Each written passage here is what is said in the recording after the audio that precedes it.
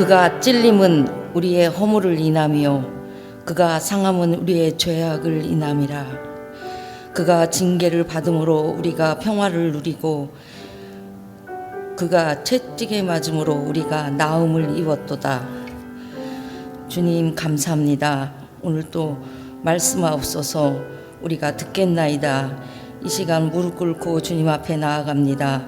십자가의 사랑과 능력을 바라보며 기도할 때 전쟁과 기근으로 또한 이념의 갈등 속에 고통받는 이 나라와 중동 땅의 열방을 불쌍히 여기시며 다스리소서. 예수님의 권능으로 치유와 변화와 회복의 은혜가 충만케 기름 부어지게 역사하소서. 아멘. 1여전도회 부회장으로 섬기시는 최성숙 권사님 기도하시겠습니다. 늘 우리를 인도하시고 지금도 하늘 보좌에서 우리를 위해 중보하시는 주님, 그 사랑에 감사드립니다. 주님의 크신 은혜와 사랑을 우리 마음에 가득 채우고 특별 새벽 기도를 통하여 새벽에 역사하셨던 주님의 은혜를 다시 한번 경험하게 하옵소서. 이번 사순절 특별 새벽 기도를 통하여 변화와 치유와 회복되는 사순절이 되게 하시고 주님이 우리에게 맡기신 사명을 기쁨으로 감사함으로 감당하는 저희들이 되게 하옵소서.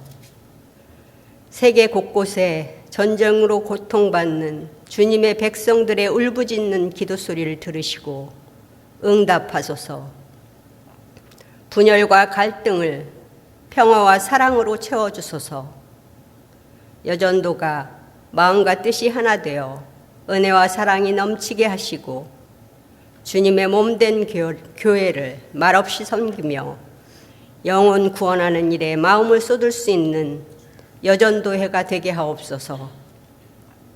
오늘도 생명의 말씀을 전하시는 목사님을 능력으로 붙드셔서 권세 있는 진리의 말씀을 전하실 것을 믿사오며 이 모든 말씀 우리 주 예수 그리스도의 이름으로 기도드립니다.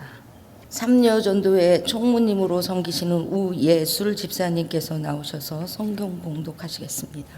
요한복음 6장 26절에서 29절 말씀입니다. 예수께서 대답하여 이르시되 내가 진실로 진실로 너희에게 이르노니 너희가 나를 찾는 것은 표적을 본 까닭이 아니요 떡을 먹고 배부른 까닭이로다.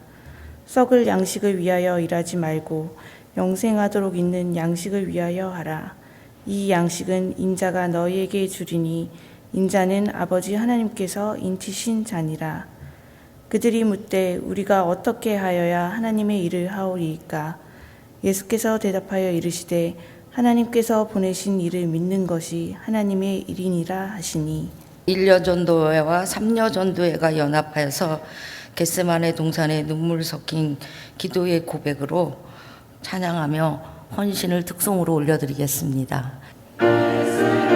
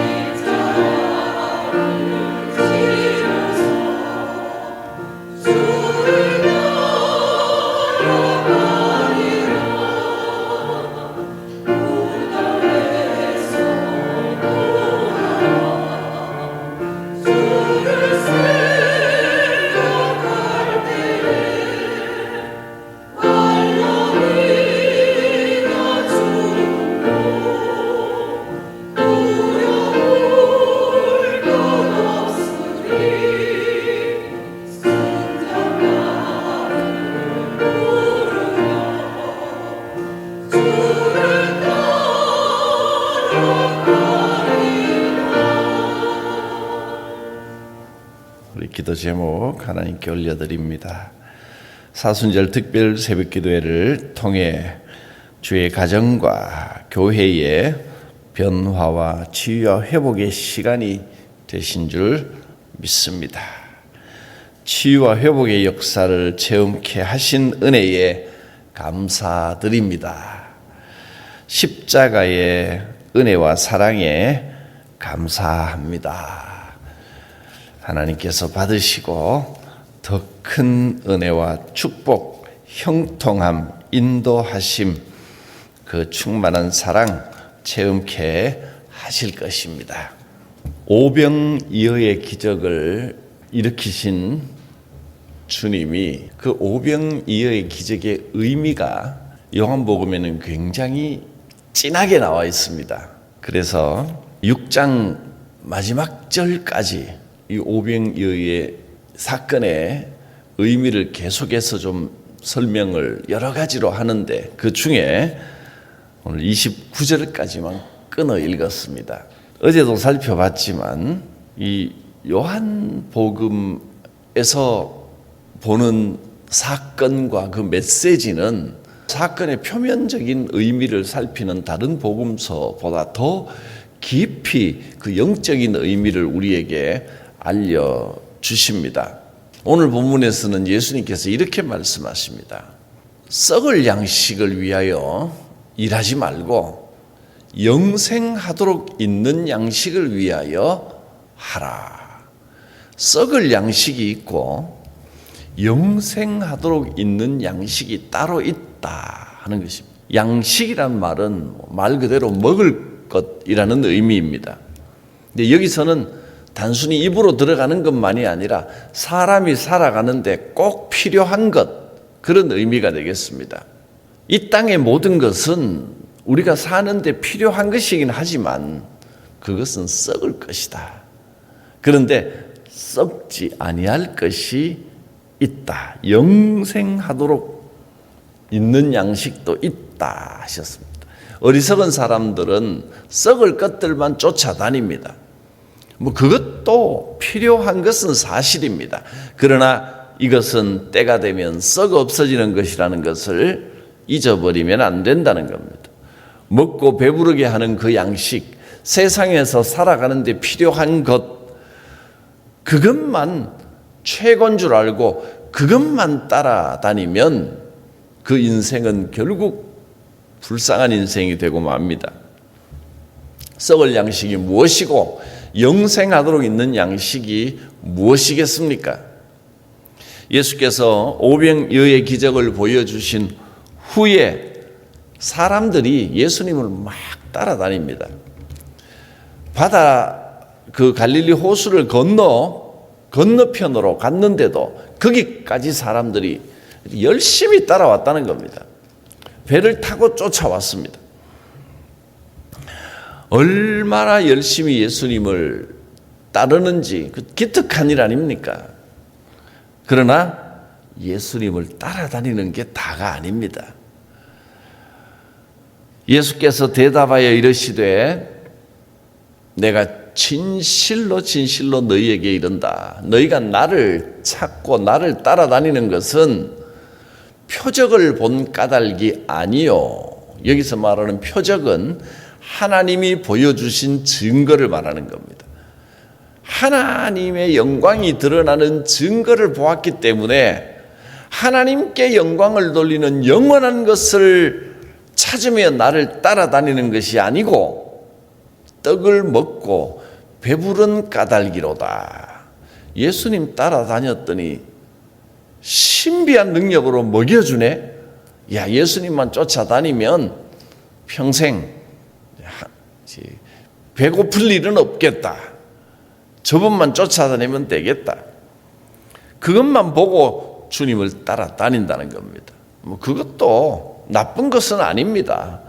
기적을 보고 외면하는 것보다는 바리새인들처럼 오히려 예수님을 적대시하는 것보다는 그래도 따라다니는 게 나쁜 일은 아니지만 좋은 일이지만 그러나 계속해서 그것만 바라보면서 따라다니는 것은 상당히 위험한 일입니다.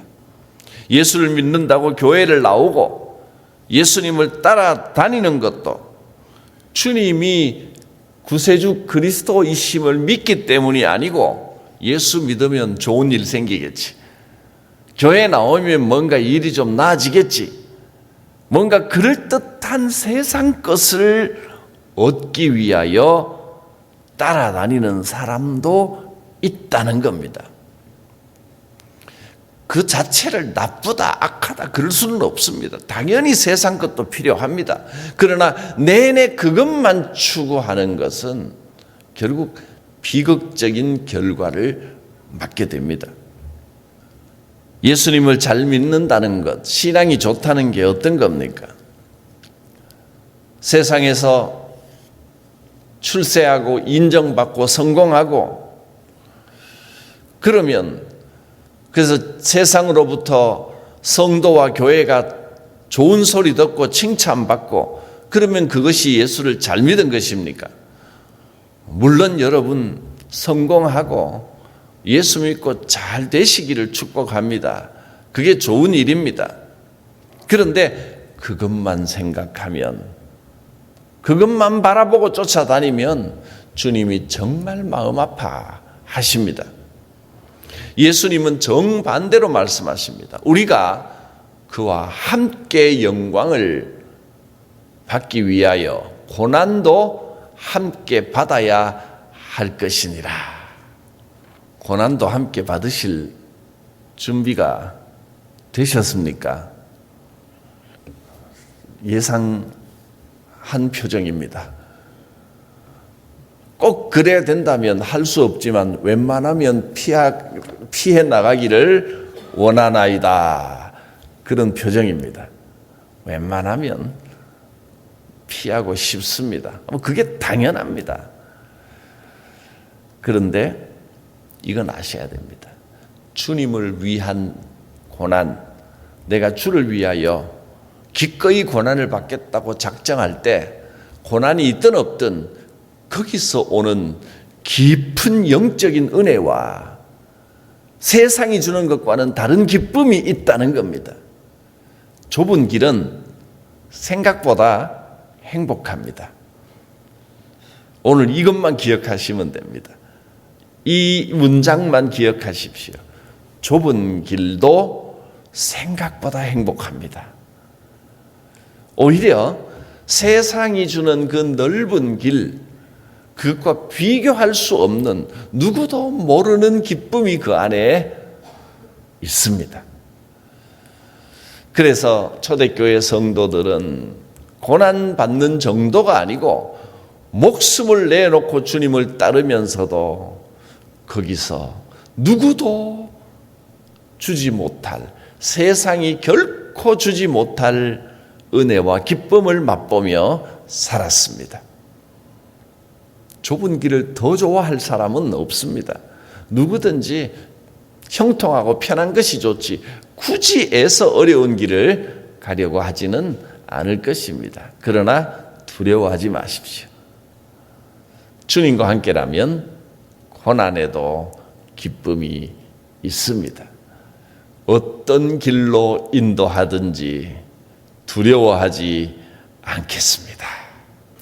오늘날 이 교회들이 가능하면 이제 세상에서 욕을 먹는 것보다는 칭찬받는 게 좋을 겁니다. 당연합니다. 좋은 소리 들어야지요. 그래야 전도도 되고 그래야 귀한 일입니다. 그런데 겉보기에는 비슷해 보이는데 예수님 따라다니는 사람도 겉보기에는 따라다니는 게 좋아 보이지만 이유가 다르다는 겁니다. 세상에서 칭찬받는 일은 좋은 일이지만 속을 들여다보면 자꾸 세상 눈치 보고 세상에 욕먹지 않고 칭찬받는 일만 골라서 하려는 마음이라면 그것도 문제입니다. 세상 눈치를 보고 세상에서 좋은 소리만 들으려고 하는 것, 그것은 세상으로부터 욕먹는 것만큼이나 아니 어쩌면 그보다 더 큰 문제가 됩니다. 그러면 도대체 뭘 어떻게 하라는 겁니까? 세상으로부터 핍박을 받고 박해를 받는 것이 옳은 일입니까? 아니면 좋은 소리를 듣는 것이 옳은 일입니까? 어떤 게 옳은 겁니까? 교회는 세상으로부터 박해를 받아야 옳은 것이겠습니까? 칭찬을 들어야 옳은 일이겠습니까? 사실은 이 질문 자체가 문제가 있는 겁니다. 세상으로부터 박해를 받든 칭찬을 받든 그것을 물을 것이 아니라, 거기에 신경 쓸 것이 아니라 우리는 하나님을 기쁘시게 하는 일이 무엇일까? 거기에 집중을 해야 됩니다. 내가 어떻게 하면 하나님께서 기뻐하실까? 이렇게 질문을 해야지 세상이 좋아할까 싫어할까? 이렇게 질문을 하는 것 자체가 문제가 있는 겁니다. 성도는 무엇을 하는 사람입니까? 교회는 무슨 일을 해야 되겠습니까? 교회는 하나님께서 기뻐하시는 일을 해야 됩니다. 세상의 눈치를 보면서 이것도 하지 말고 저것도 하지 말고 그런 방향으로 가서는 안 됩니다. 하나님의 일을 해야 됩니다. 하나님의 일. 그럼 어떻게 하는 것이 하나님의 일을 하는 겁니까? 사람들이 물었습니다. 우리가 어떻게 해야 하나님의 일을 하오리까? 주님의 대답은 아주 명쾌합니다. 하나님께서 보내신 이를 믿는 것이 하나님의 일이니라. 하나님의 일이 무엇이라고요? 하나님께서 보내신 자 예수 그리스도를 믿는 것 자체가 하나님의 일입니다. 그러니까 무엇을 하든지 먼저 예수 그리스도를 믿는 게 바탕이 돼야 됩니다. 그 자체가 곧 하나님의 일입니다. 당연한 이야기 아닙니까? 교회에 와서 그럼 예수님 믿지, 그럼 다른 게 뭐가 있다고 뻔한 이야기를 하는 것 같지만, 그런데 사실은 우리의 실제 삶의 모습을 들여다보면 분주하게 봉사를 하고 열심히 직책과 사명을 맡아서 감당하고 다 귀하고 좋은 일인데, 그것이 믿음의 결과이냐 아니면 믿음 없이 그 일을 하느냐 잘 살펴보시기 바랍니다. 내 자신부터 주님의 이름으로 하는 모든 일이 믿음의 그 과정을 통해서 그 결과로, 그 열매로 열리는 것이 될 때 그것이 나에게나 다른 사람에게나 다 은혜가 되고 복이 되는 것이지, 인간적인 열심으로 내 힘으로 뭔가 해보겠다고 나서다가는 다 낭패를 당합니다. 나부터 걸려 넘어지고 낭패를 당하고 다른 사람에게도 힘들게 하고 갈등을 일으키고 분쟁이 되고 그렇습니다. 먼저 잘 믿으시기를 바랍니다. 무엇보다 먼저 다른 일을 자꾸 하려고 하기 전에 먼저 하나님을 온전히 의지하고 예수 그리스도를 먼저 바라보는 것, 그 자체가 하나님의 일입니다. 많은 일을 하려고 하기 전에 먼저 하나님을 온전히 의지하시기를 바랍니다. 그래야 주의 일이 기쁨이 되고 은혜가 되고 진짜 축복이 되는 겁니다. 왜 일이 너무 많아서 내가 그 교회 일에 막 깔려서 너무 지치고 힘들고, 왜 그럴까요? 일이 많아서가 아닙니다. 믿음에서 출발하지 않았기 때문입니다. 인간적으로 하려고 그러면 당연히 그렇죠. 세상 일 하기도 바쁜데, 돈 벌어 먹고 살기도 바쁜데, 거기다가 교회 일까지 또 짐으로 얹어 놓으니 얼마나 힘들겠습니까? 신앙생활 하기가 배나 힘이 드는 겁니다. 그러나 주님은 말씀하십니다. 내게로 와서 짐 지는 법을 배워라. 주의 일은 짐을 그렇게 지는 것이 아니다. 내 짐은 쉽고 내 멍에는 쉽고 내 짐은 가볍다. 주님이 하는 방법을 배워야 됩니다. 먼저 제대로 믿어야 됩니다. 은혜 충만히 받고 제대로 믿는 것, 그 자체가 하나님의 일입니다. 하나님을 제대로 믿지 않고 예배도 제대로 성공하지 못하고 그런 사람이 교회 일하려고 앞장서려고 할 때 교회에 위기가 오고 본인도 정말 힘들게 됩니다. 하나님을 의지할 줄 모르고 자신의 경험이나 지식을 내세우면 내세울수록 수렁으로 빠져들어갑니다. 은혜 받는 일에, 예배에 성공하는 일에 먼저 관심을 기울이시기를 바랍니다. 예배 성공은 다른 사람 누가 판단할 수 없습니다. 본인이 제일 잘 압니다. 하나님, 내가 하나님 앞에 신실하게 예배를 드렸습니다. 거기에서 오는 영적인 만족감이 있어야 주의 일을 하는 것이 은혜가 되고 기쁨이 되고 형통이 되는 것이지, 인간적인 생각으로 자꾸 뭘 하려고 하면 할수록 문제가 더 생깁니다. 왜냐하면 하나님의 일을 하지 않고 자꾸 자기 생각으로 자기가 옳다고 여기는 일을 하기 때문입니다. 하나님께서 기뻐하시는 일을 하는 성도와 교회가 돼야 합니다.